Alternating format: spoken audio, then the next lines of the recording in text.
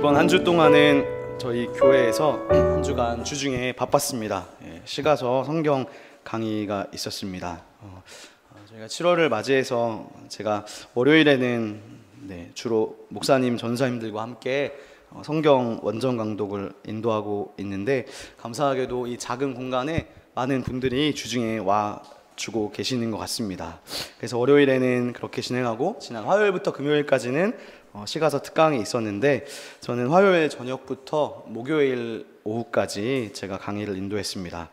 그래서 제가 사실 지난주부터 그 한 주간의 이제 말씀 강의를 준비하느라 많은 시간이 소요되고 또 긴장도 많이 했었는데, 목요일에 마치고 또 금요일에 에스라 바이블 스터디까지 있어서 금요일에 딱 마치니까 긴장을 풀고 싶더라고요. 그래서 우리 교회 몇몇 분들을 집에 못 가게 하고 제가 편의점에서 함께 우유 한 잔씩 금요일에 하고 갔습니다. 근데 아마 오늘 이 예배까지 마쳐야 제가 모든 한 주간의 긴장이 다 풀릴 것 같습니다. 그래서 저희가 신명기 강해를 진행하고 있는데, 잠시 쉬고 오늘은 시편의 말씀을 여러분과 함께 나누고자 합니다. 제가 이번 주 주중에 시가서 특강을 준비하기 전부터 기도하기를, 제가 시편을 준비하고 또 강의하는 와중에 하나님께서 감동을 주셔서 주일 예배 때 시편 150편 중에 하나를 잘 나눌 수 있도록 인도해 주십시오라고 기도했었는데, 제가 하면서 82편을 강의하면서 제 마음에 감동이 있었습니다. 그래서 주일 예배 때 오늘이죠, 82편 말씀을 나누어야겠다는 생각을 했습니다. 그러므로 오늘은 우리가 시편 82편의 말씀을 나누면서 하나님께서 이 시온의 교회에 이 시편 말씀을 통해 어떤 말씀을 하시기를 원하시는지 듣고, 또 이 말씀이 여러분의 한 주간의 삶의 기준이 될 수 있으시기를 주님의 이름으로 축원합니다. 오늘 말씀은 시편 82편인데 8절밖에 되지 않는 짧은 시편입니다.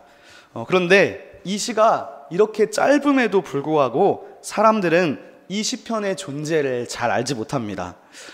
읽어볼 기회도 거의 없었던 것 같습니다. 그런데 이 시편이 이제 무슨 말인지 생각하면서 읽다 보면 우리는 대번에 시작부터 한 가지 의문을 갖게 됩니다. 그것은 오늘 1절에 나오는 신들이라는 표현과 6절 말씀에 있는 신들, 그리고 지존자의 아들들이라는 표현 때문입니다. 우리가 아는 한도 내에서 성경은 유일신 사상을 지향하고 다른 신들의 존재를 인정하지 않는 것으로 알고 있어요. 그래서 이 시편 82편 말씀을 처음 대하는 사람들은 당황하게 됩니다. 왜냐하면 1절부터 하나님께서 신들의 모임 가운데 서 계시다고 말씀하기 때문입니다.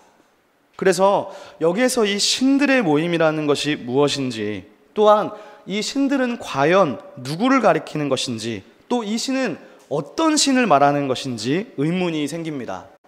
또한 시편은 주로 다윗이나 여러 익명의 저자들이 하나님 앞에 기도하거나 찬양하는 내용인데, 이 시편의 경우는요, 마지막 절을 제외하고 보면 이게 찬송이라거나 기도라는 생각이 전혀 들지 않습니다. 대신에 이 시편은 하나님의 말씀을 인용하고 있습니다. 그러므로 이것이 우리가 아는 시편이 맞는가 하는 생각도 들게 됩니다. 우리는 성경이 어떤 영적인 세계를 많이 보여주는 신비한 책인 것처럼 생각하지만, 사실 성경을 읽다 보면 성경은요, 우리를 영의 세계로 인도한다기보다는 오히려 영의 세계에 계시는 하나님께서 현실의 세계를 살고 있는 우리에게로 내려오시고, 이 현실의 세계로 들어오셔서 우리가 알아들을 수 있는 언어로 말씀하시는 분입니다. 그러니까요, 성경은 신화적인 책이라기보다는 역사적인 문서이고요, 우리가 살고 있는 현실 세계에서 하나님이 어떻게 행동하셨고 또 지금 어떻게 일하시는지를 더 많이 드러내주는 그런 책이 성경입니다. 그러나 성경이 이렇게 현실적이고 역사적인 문서라고 해서요, 영적인 세계를 전혀 보여주지 않는 것은 아닙니다. 성경은 가끔씩 영의 세계를 제한적으로 보여주는데, 그러한 영의 세계는 하나님의 영에 감동된 예언자들이 보는 환상을 통해서 부분적으로 우리에게 계시됩니다. 아마도요, 이제 오늘 이 시편은요, 어떤 예언자가 성령의 감동으로 영의 세계를 본 것 같아요. 영의 세계를 보면서 기록한 것 같은 인상을 줍니다. 그것은 바로 1절 말씀을 통해서 알 수 있습니다. 시인이 지금 하나님의 말씀을 듣는데, 잘 보세요, 이 표현을. 지금 이게요, 단순히 듣는 게 아니고 보고 있다는 인상을 줘요.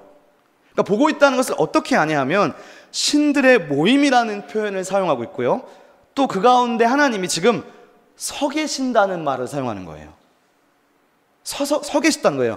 앉아 있는 게 아니고 서 계신다는 겁니다. 그러니까 이것은 지금 예언자가 단순히 음성을 듣는 것이 아니라 영상으로 보고 있다는 것입니다.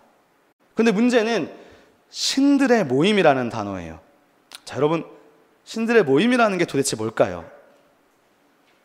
아마 지금 이 82편을 처음 대하신 분들은 되게 낯서실 거예요. 성경에 이런 말들이 있다니, 유일신 사상이라고 생각했는데 신들이라는 말이 나온다니 낯설 수 있을 것입니다. 그런데 우리에게는 낯설 수 있지만 성경에 기록되던 이 고대 세계에서 이것은 아주 일반적인 표현이었어요. 성경 주변에서 이 고고학을 통해 발굴된 여러 문헌들을 보면 공통적으로 나타나고 있는 용어들이 있습니다.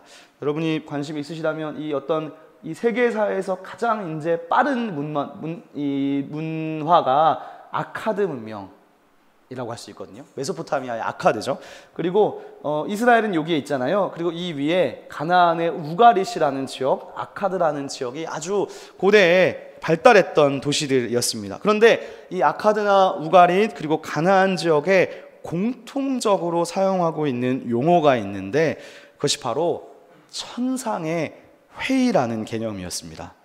천상회의예요. 즉 이스라엘의 성경을 제외한 다른 문헌들은요, 기본적으로 다 다신론을 전제로 하고 있어요. 그래서 이 다른 문헌들을 읽어보면 거기에는 만신전이라는 곳에 신들이 모여서 회의를 합니다. 그러한 고대의 문화적 배경 안에서 오늘 말씀을 보면 시편 82편은 그러한 신들의 모임 가운데서 하나님이 의장의 역할을 하고 있다고 볼 수 있어요. 그래서 이러한 천상회의를, 고대의 어떤 배경을 나타내는 천상회의의 장면이 성경에 여러 군데 나타나요. 여러분이 잘 모르실 뿐이에요. 예를 들면 열왕기상에 보면 미가야라는 예언자가 천상의 회의 장면을 환상으로 보는데 이렇게 말씀이 있어요. 제가 읽어보겠습니다. 미가야가 말하였다. 그러므로 여호와의 말씀을 들으십시오. 제가 보니 여호와께서 보좌에 앉아 계시며 하늘의 모든 군대가 그분을 좌우 주위에서 모시고 서 있는데, 이 말씀은 예언자 미가야가 하나님의 천상의 회의를 보는데 보좌에 하나님이 계시고 하늘의 군대들이 하나님을 모시고 서 있다고 지금 말씀합니다. 즉 신적인 존재들에 의해서 하나님이 둘러싸고 계시다는 것을 미가야가 본 거예요. 욥기에도 비슷한 개념이 있어요. 욥기에 이런 말씀이 있습니다. 하루는 하나님의 아들들이 와서 여호와 앞에 섰고 사탄도 그들 가운데 온지라. 욥기는 특별히 이 천상회의에 속한 신적인 존재들을 하나님의 아들들이라고 부르고 있습니다. 여러분, 이 표현이 오늘 말씀에서 되게 중요한데 오늘 시편 82편 6절에 보면 하나님께서 이 신적인 존재들을 지존자의 아들이라고 유사한 용어로 성경이 표현하고 있기 때문입니다. 그렇게 보면요, 여기에 나타나는 신들의 모임, 그리고 신들은요 천상적인 존재라고 생각할 수 있습니다. 자, 그런데 여기서 더 중요한 것은 뭐냐 하면 이 신들의 모임이 무엇이고 신들의 정체가 무엇이냐기보다는요, 지금 이 시편이 말씀하고 있는 컨텍스트예요. 즉 배경적 상황입니다. 1절 말씀을 한번 보겠습니다. 1절에 보면 하나님이 서 있다는 표현이 나오고 두 번째는요, 동사가 재판하신다는 말씀이 나와요. 즉 오늘 말씀은 하나님이 신들의 모임 가운데 최고의 의장이시고 무엇보다 판사, 재판장으로서 서 계시다는 배경적 설명으로 오늘 말씀이 시작된다는 사실입니다. 그래서요, 본론은 2절부터예요. 자, 2절 말씀이 되게 짧은데 여러분들께서 한번 소리 내셔서 2절을 한번 읽어주시겠습니다. 시작.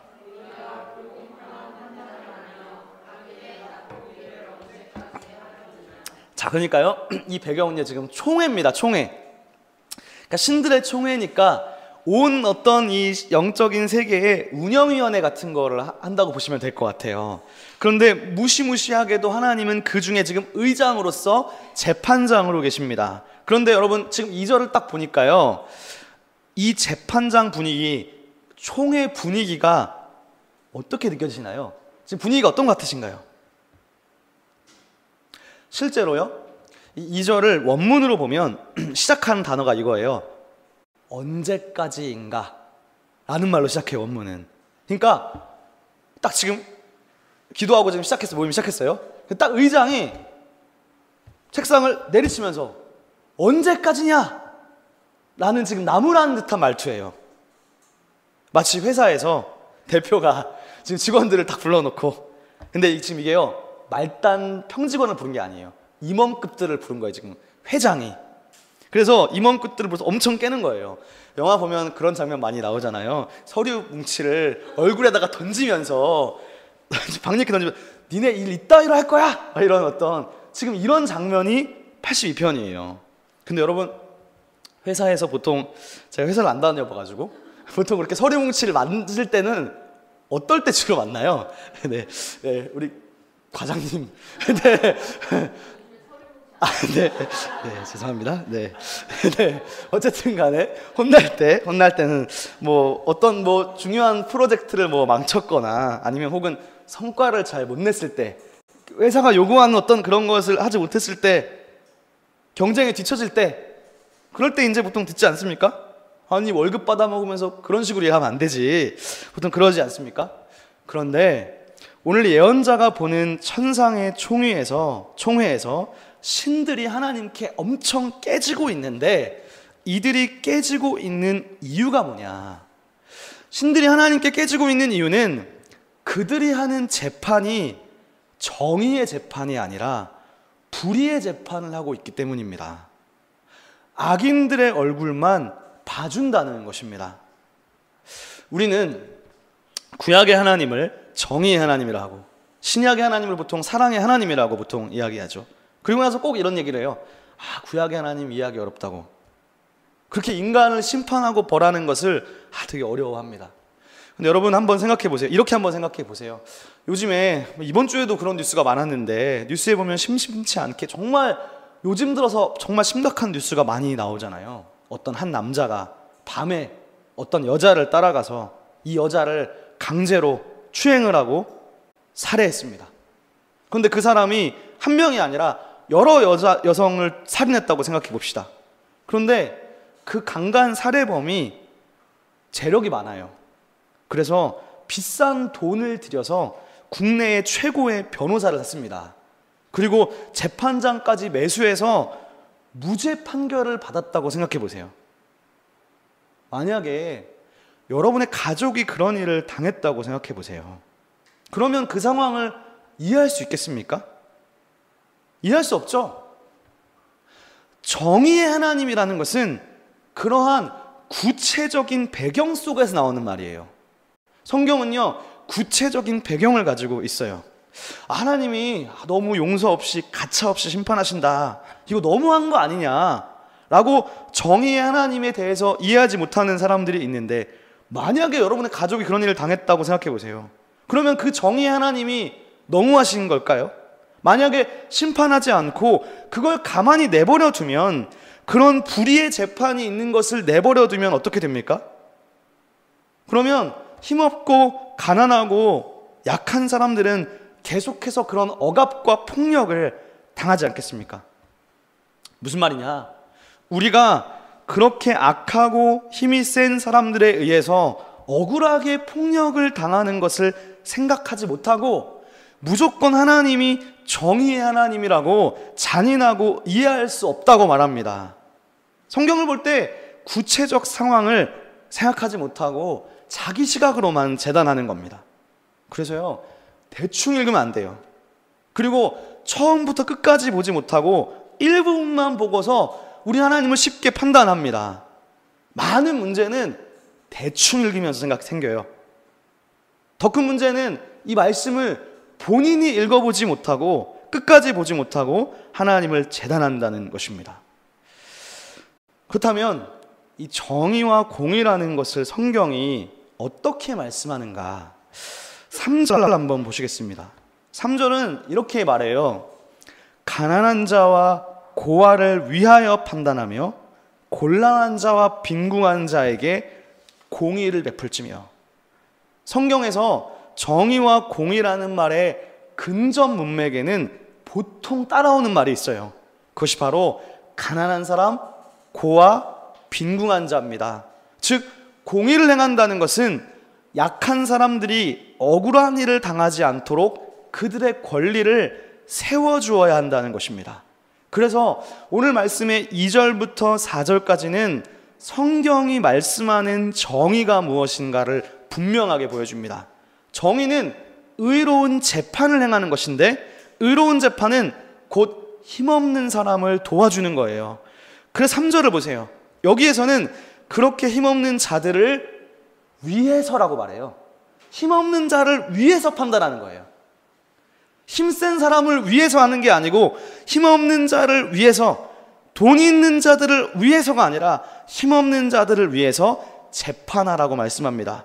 그리고 그들에게 공의를 베풀어라. 체다카 히브리어로, 영어로 righteousness를 베풀어 주라고 말씀합니다. 여러분, 만약에 이 신들의 모임에서요, 제가 좀 전에 그랬죠. 이 신들이 진짜 신들이라기보다는 성경은 천상적 존재, 하나님을 모시는 천사 같은 존재라고 제가 그렇게 이야기했잖아요. 근데 만약에 여러분 이 신들이 실제로 진짜 다른 신들을 빗대어서 하는 이야기라면, 즉 여러분 이게 진짜 문자적으로 이 신들이 진짜 신들을 빗대어서 말하는 것이라면 오늘 말씀은 어떤 내용이 되냐면 이런 게 되는 거예요. 오늘 말씀은요, 지금 성경이 다신론을 보여주기 위해서 이런 이야기를 하는 것이 아니라, 어쩌면 오늘 시편을 기록한 예언자는 다른 신들과 여호와 하나님을 지금 비교하고 있다고 볼 수 있어요. 그러면서 이런 뉘앙스가 있는 거예요. 누가 진짜 신일까? 누가 정말 참 신인가? 혹은 신의 자격이 되려면 어떻게 해야 되는지, 어떤 조건을 갖춘 것이 참 신의 자격을 가진 것인지를 똑똑히 보여주는 시편이라고 할 수 있어요. 그럼 여러분, 진짜 신의 자격이 있는 참 신은 어떤 신일까요? 우리가 감히 신의 자격을, 하나님을 감히 논한 그럴 수 있겠지만, 근데 어제 성경이 지금 보여주고 있는 거거든요. 진짜 참 신이 누구냐? 성경이 말하는 진짜 신은요, 가난한 자와 힘없는 자를 돌보아주는, 구원하는 정의를 이루는가 그렇지 못하는가에 의해서 결정됩니다. 즉 진짜 신은 힘없는 자를 돌보는 구원의 정의를 이루는 신이 참신인 거예요. 그렇게 보면 시편 82편은요 신 개념을 정의의 개념으로 새롭게 규정하는 겁니다. 누가 진짜 신일 수 있는가? 누가 정말 참신의 자격을 가지고 있을 수 있는가? 정의의 신이 진짜 신인 것을 오늘 말씀이 보여주는 거예요. 즉 진짜 신은 최고의 재판장이에요. 재판장으로서 신의 기준은 정의를 요구하는 신인 것입니다. 즉 성경은 신의 개념 자체가 정의에 의해서 규정되고 있습니다. 그런데 이 정의가 어떤 정의이냐, 이것이 중요한데, 성경이 말씀하는 정의가 무엇인지 잘 인식할 필요가 있습니다. 오늘 여러분들께서 오늘 시온의 교회에 오셨으니까 성경 모르는 사람처럼 정의의 개념을 잘못 말하시면 안 됩니다. 정말 정확하게 알고 계셔야 돼요. 정의의 하나님 하면 우리가 하나님이 잔인하고 자비가 없고 정말 공평하고 공평하게 심판하는 그런 하나님으로만 생각하면 안 된다는 거예요. 그런 맥락이 있어요. 하지만 본질적인 걸 알아야 돼요. 왜냐하면 공평하고 그냥 가차 없으신 그런 정의 하나님으로 생각하면 오해가 생겨요. 그래서 더 본질적인 개념을 알아야 되는데, 성경이 말하는 정의는 한마디로 말하면 구원하는 정의예요. 구원하는 정의. 누굴 구원할까요? 연약한 사람을 구원하는 정의예요. 하나님의 정의를 잔인하고 가차없다고 생각하는 사람은 성경을 잘 이해하지 못하는 거예요. 근데 이거는 마치 이런 거예요. 마치 내가 사랑이 많은 양. 하나님 너무하시네. 누구한테 감정이입을 하냐면, 지금 그러니까 정의 하나님을 오해하시는 분은 감정이입을 하나님한테 혼나는 사람한테 지금 감정이입을 하시는 거예요. 그러니까 너무하다고 생각하지 않습니까? 그러니까 구약을 이해할 때 하나님 잔인하다고 말하는 거예요. 이건 제가 예를 들어드렸지만 마치 아까 연쇄 강간살인범이 있고 피해자가 있는데, 그 연쇄 강간살인범이 재판을 받았는데 2년형을 받았어요. 근데 그 피해자한테 감정이입을 하는 게 아니라, 연쇄 강간살인범 2년 너무 길지 않나요? 6개월만 살다 나오시지, 재판장 너무하십니다. 그렇게 지금 가해자한테 감정이입을 하는 거예요. 그러니까 하나님이 너무 가차없다고 생각하는 거예요. 판사가 너무하네. 2년이 뭐야? 즉, 말씀을 읽으면서, 구약을 보면서요, 약하고 가난한 사람의 어려운 상황에 감정이입을 한다기보다는 오히려 가해자에게 감정이입해서 하나님이 너무하다고 하는 꼴인 거예요. 그러나 정의 하나님이라는 뭐냐 하면요, 구원하는 정의예요. 구원하는 정의라는 것은 곧 하나님이 가난하고 약한 자의 하나님이시고 낮은 자의 하나님이시고 고아와 과부를 사랑하시는, 약자를 사랑하시는 하나님입니다. 그러므로 정의 하나님은 곧 사랑의 하나님과 동의어인 것입니다. 신명기는 우리가 믿는 하나님을 이렇게 말씀해요. 너희 하나님 여호와는 신 가운데 신이시며 주 가운데 주시오 크고 능하시며 두려운 하나님이시라. 사람을 외모로 보지 않는다. 여기서 외모를 본다는 말은 재판의 상황을 말하는 거예요. 구체적인 상황이 있어요. 재판을 말하는 거예요. 재판 가운데 사람을 외모로 보지 않고 뇌물을 받지 않으시고 고아와 과부를 위해서 정의를 행하시며 나그네를 사랑하여 그에게 떡과 옷을 주신다. 그러므로 하나님은 연약한 자에게 감정이입을 하시기 때문에 그를 구원하는 정의인 거예요. 정의의 기초 개념은 구원하는 정의입니다. 연약한 자를 구원하는 정의라고 할 수 있습니다. 그런데 이 시편에서 말씀하는 신들이 신을 가리킬 수도 있고 천상적 존재를 가리킬 수도 있지만 다르게 생각해 볼 수도 있습니다.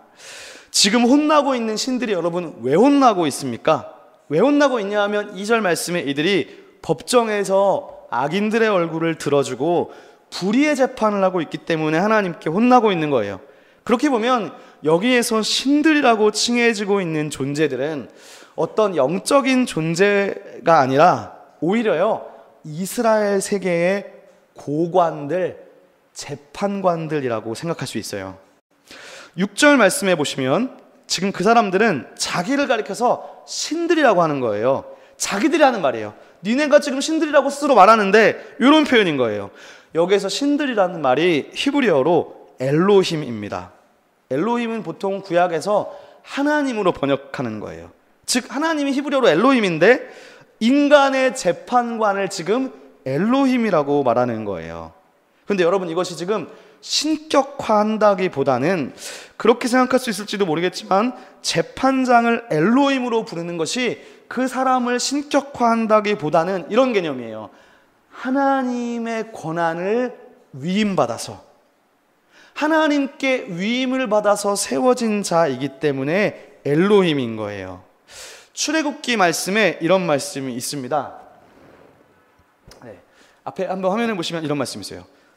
도둑이 잡히지 아니하면 그 집 주인이 재판장 앞에 가서 자기와 이웃의 물품에 손댄 여부의 조사를 받는다. 당연히 재판관 앞에 가서 조사를 받는 거죠. 그런데 히브리어는 엘로힘이라고 썼어요. 하나님이라고 썼어요. 다른 본문에는 권세 있는 자로 번역하기도 했어요. 즉 엘로힘이 꼭 하나님을 가리킨다기보다는 신적인 존재를 가리킨다기보다는 당시 이스라엘 사회에서 권력 있는 자들, 권세 있는 자들, 재판장들을 가리키기도 했습니다. 그래서 오늘 말씀은 그런 사람들을 비판하는 거예요.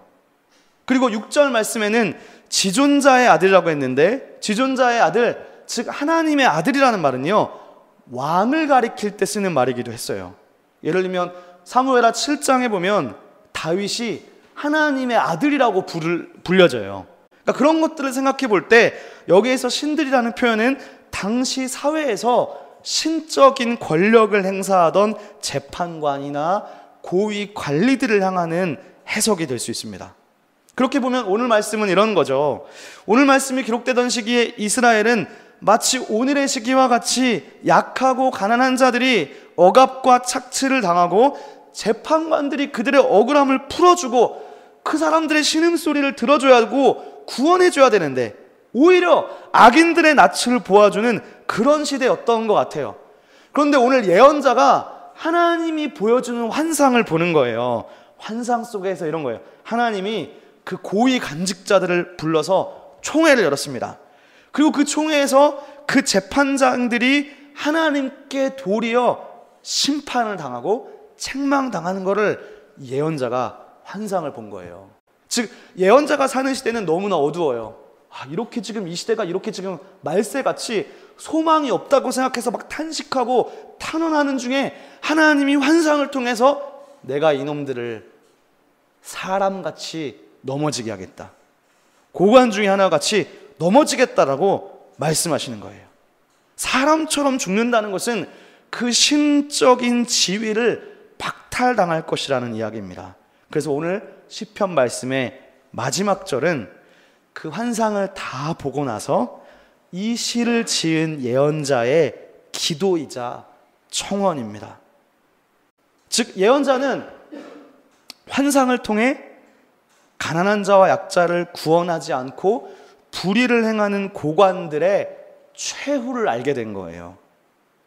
즉 왜 이 세상에 불의가 넘치느냐? 하나님이 일하지 않으셔서가 아니고 하나님의 위임을 받은 재판관들이, 하나님의 위임을 받은 신적인 존재들이 제대로 살고 있지 않기 때문에 이 세계가 불의한 거예요. 그리고 하나님은 그들을 지켜보고 계시다가 언젠가 그들을 넘어뜨리시겠다는 겁니다. 예언자는 그걸 깨달은 거예요. 그래서 마지막 절에 기도하는 거예요. 하나님, 일어나셔서 세상을 심판하소서. 모든 나라가 주의 소유입니다. 그렇게 기도하는 것입니다. 자, 이제 마지막으로 오늘 말씀에서요, 이 신들의 정체에 대해서 한 가지를 더 생각해 볼 수 있습니다. 그것은 바로 예수님의 말씀이에요. 신약 성경의 요한복음에는 예수님께서 유대인들과 논쟁을 벌이는 장면을 기록해 두었습니다. 오늘 읽지는 못했는데 이 말씀을 마지막으로 한번 찾아보시면 좋겠습니다. 다 같이 요한복음 10장 말씀을 한번 펴보시겠습니다.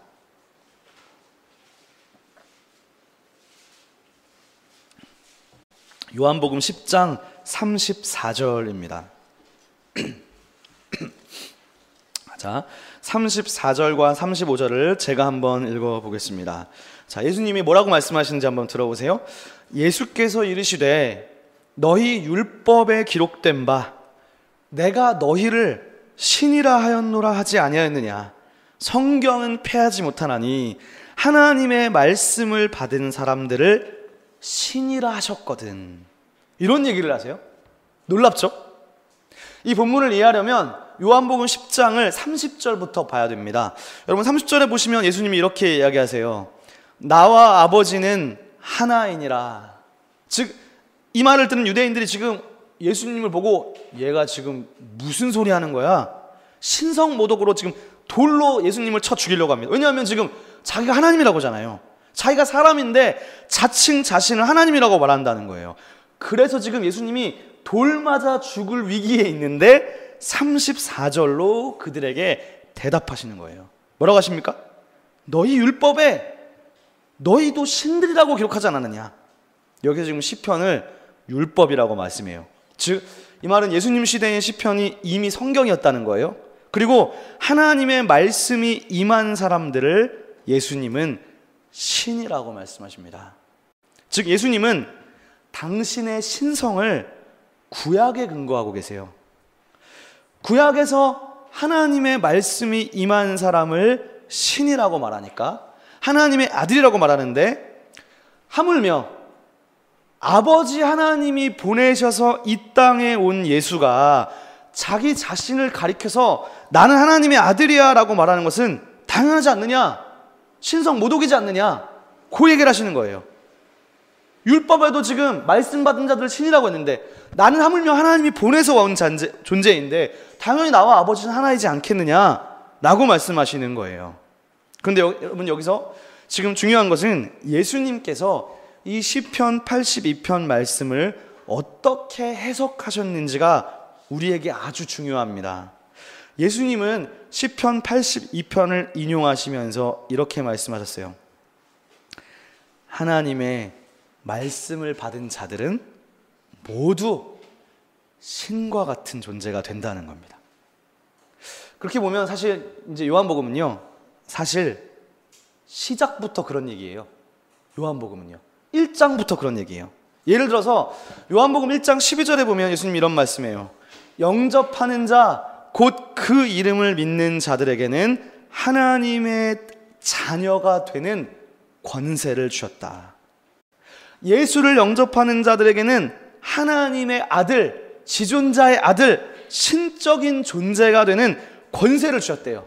그러니까 이 말을 생각해 보면, 이 말을 시편 82편과 생각해 보면 지금 여기 앉아 계신 여러분들은 지금 어떤 존재가 됩니까? 여러분들이 지금 지존자의 아들, 여러분들이 지금 이 정말 성경의 표현을 그대로 따르면 신들이신 거예요.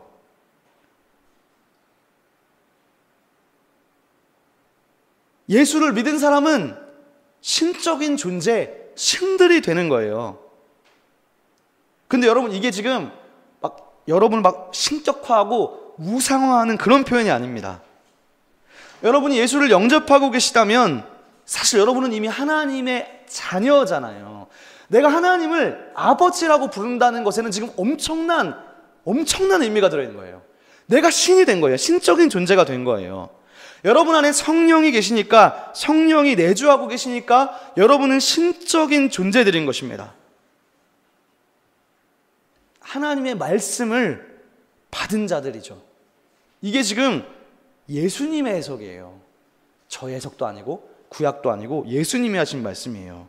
그렇다면 이 시편 82편에서 예언자가 본 환상 속에서 하나님이 지금 신들을 불러놓고 혼내시는 이 재판장으로서의 하나님, 여기서 신들이 누굴 가리킵니까?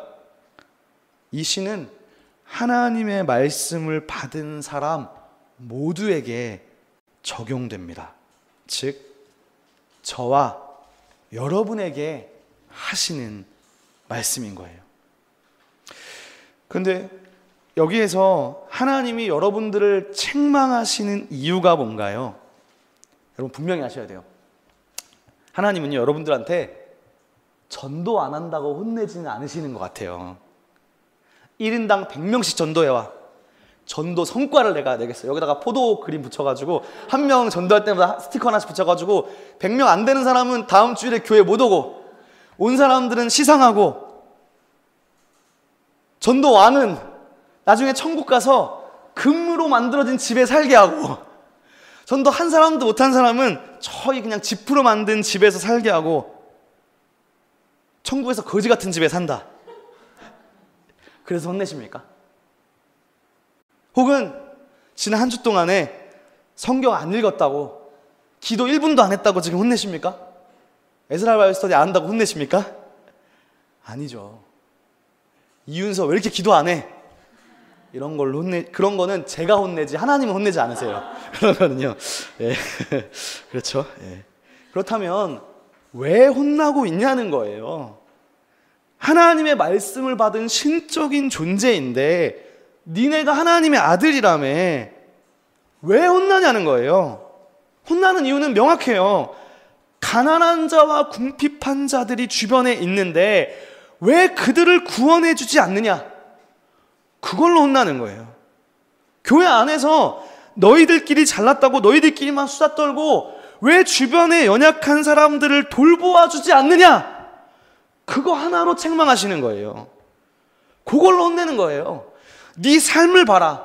하나님이 너에게 지식도 주고 지혜도 주고 물질도 주고 살 수 있는 집도 주고 달란트들을 주신 목적이 뭐냐? 여러분들을 신적인 존재로 불러주신 이유가 뭐냐? 성경은 참신과 거짓신을 구별하는 기준이 뭐라고 했습니까? 누가 진짜 하나님인가? 그 기준은요, 약한 자를 구원하는 정의, 그것이 기준입니다. 그렇다면 우리가 하나님의 자녀라는 특권을 부여받은 자들이라면 내가 세상 사람들처럼 돈을 주로 삼지 않고 세상을 주로 삼지 않고 삼위일체 하나님을 주로 삼겠다고 한 사람들은 당연히 하나님의 세계관으로 변화되어야 되죠. 그런데 하나님이 여러분에게 요구하시는 게 대단한 게 아니에요. 하나님의 분명한 요구는 너희들이 애굽 땅에서 나그네였던 것처럼 너희도 나그네들을 사랑해라. 연약한 자들을 구원하고 그들을 돌봐주어라. 즉 이웃사랑 아닙니까? 그것이 신적인 존재의 정체성인 것입니다. 많은 사람들이 하나님의 자녀라고 그리스도인이라고 말하는 사람들이 예수를 믿는다고 하면서도 여전히 자기 삶 위주로 살아가요. 내 집, 내 가족, 내 자식. 그게 아니면 세상 사람들처럼 내가 잘 되고 내가 잘 먹고 잘 되는 것, 그거밖에 관심이 없어요. 그러나 여러분 분명히 말하지만 성경의 세계관은 그렇지 않죠. 그것은 그리스도인이 아닙니다. 하나님을 주님으로 믿는 사람이 아닌 거예요. 만약에 우리가 그리스도인이라고 하면서 교회 와서 한다는 이야기가 주식 어떻게 됐냐, 집값이 어떻고 어디에 투자해야 한다느니, 결국 나 잘 되고 잘 먹는 그런 이야기만 한다면 그것이 어떻게 그리스도인이고 그런 사람이 어떻게 신적인 존재들이라고 할 수 있겠습니까? 우리 교회 공동체가 우리만 잘 먹고 우리만 잘 사는 그런 교회가 되지 않도록 정말 여러분들께서 함께 도와주십시오.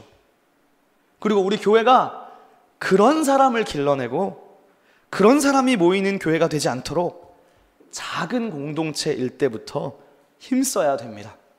그저 교회 와서 기복적인 기도나 하면서 이 하나님의 말씀이 가리키는 이야기가 아니라 그저 세상에 대한 한탄과 세상 사람들처럼 돈 벌어서 잘 먹고 잘 되는 데에만 관심을 두는, 만약에 그런 목장이라면 그 목장 없애버려야 됩니다. 목장 모여서 만약에 주식 이야기는 하고 돈 버는 이야기만 혈안되어서 그런 정보를 나누는 공동체라면, 만약 그런 교회라면 그런 교회는 파괴해버려야 됩니다. 그리고 우리가 정말 사사로운 감정으로 인해서 우리들끼리만 끼리끼리 하고 시온의 카르텔이 형성되어서 약한 사람들을 배려하지 못하고 그러지 못한다면, 그런 교회라면 이 교회에 존재 이유가 없습니다. 그러므로 사랑하는 시온의 성도 여러분, 여러분들께 부탁드리고 싶습니다. 그런 교회는 절대로 담임 목사인 저 혼자서 만들 수 없습니다. 이것은 우리가 같은 생각을 공유하고 같은 성경의 세계관을 공유하고 같이 함께 마음을 모을 때 이 공동체를 세워갈 수 있어요. 오늘 성경은 가난한 사람과 고아와 곤란한 자, 빈궁한 자에게 공의를 베풀라고 명령하십니다. 그리고 그들을 구원해 주라고 말씀하십니다. 우리 교회가 시작된 지 2년이 되었습니다. 근데 제가 최근에 기도하고 계속 고민하고 아파하는 것이, 나부터가 이 교회 이름에 대한 부끄러움이 있어요. 내가 정말 말로만 체다카, 말로만 의를 외치고 있는 것은 아닐까, 그런 고민을 계속하고 있어요. 혹시 여러분의 한 주간의 삶은 어떠십니까? 하나님의 영광을 위해 산다는 것, 하나님을 위해 우리가 시간의 11조를 드리는 것도 단순히 큐티하고 기도 시간을 갖는 것만을 말하지 않아요. 자기 자신의 삶의 유익만을 위해 일하고 우리가 다른 사람을 위해 시간을 투자하는 것이 없다면 그 사람은 가짜 그리스도인인 것이죠. 우리가 시온의 교회라는 배지를 달면서 내 삶에만 신경 쓰고 나를 위해서만 돈을 쓰고 나 놀러 다니는 데만 정신없고 바쁘다면 그것은 가짜 시온인인 것이죠. 우리의 한 주간은 어떠한가요? 하다못해 교회 공동체 안에서도 누가 힘들어하는지, 누가 어떤 일을 겪고 있는지 공동체를 위해서 기도 한마디라도 혹시 해보셨습니까? 우리는 기도도 안 하고 말씀도 안 보고 그렇다고 해서 무언가를 실천하지도 않아요. 저부터 회개가 되는 것 같습니다. 우리 교회가 2년이 되어갑니다. 벌써 2년이. 이 교회 가치가 무엇인가요? 우리 교회는 말씀을 가르쳐 하나님의 사람을 세우는 교회입니다.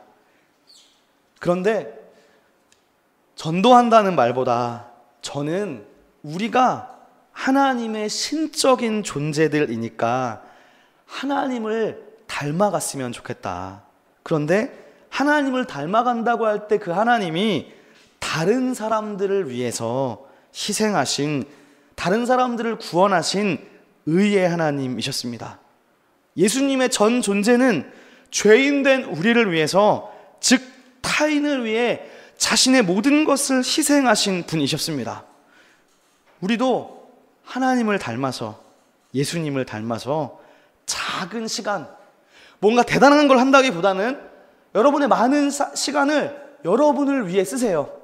하지만 10분의 1, 만약에 10분의 1도 많으면 일주일에 100분의 1이라도 여러분이 가진 물질과 여러분이 가진 시간을 하나님을 위해 드리세요. 그런데 하나님을 위해 드린다는 게 뭐냐? 하나님이 사람을 구원하시고 연약한 자를 구원하시니까 하나님의 영광을 위해 살고 하나님을 위해 산다는 것은 곧 여러분의 시간을 주변에 연약한 사람들을 위해 조금의 시간을 들여서 그들을 사랑하고 섬기는 것입니다. 그것이 힘들면 문자나 위로의 메시지라도 한 통 보내면서 기도라도 해주세요. 그런 작은 출발이 우리의 삶 가운데 있었으면 좋겠습니다. 그리고 우리 시온의 교회가 그렇게 타인을 위해 자신의 삶을 드리고 희생하는 그런 예수님의 모습을 닮은 시온의 교회가 여러분이 될 수 있기를 주님의 이름으로 축원합니다. 기도하겠습니다. 사랑의 하나님,